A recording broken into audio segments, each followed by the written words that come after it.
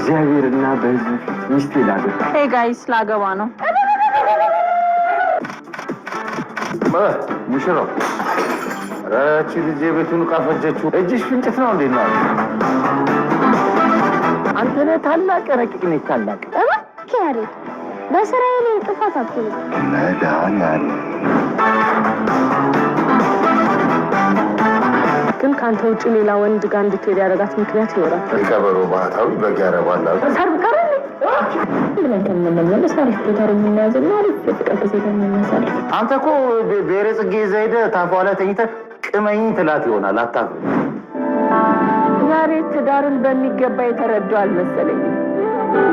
ትዳር እኮ ከክብር በላይ ነው። እግዚአብሔር የሚመሰርተው ትልቅ ተቋም። ይሄ ነው የስብሰባ ቦታ እንደምታስብ ያለ እንዴት ሰው በዚህ መጠን ካዲ ነው? ምንድን ነው? አራባ የለ አንድ ሰው በሰሃን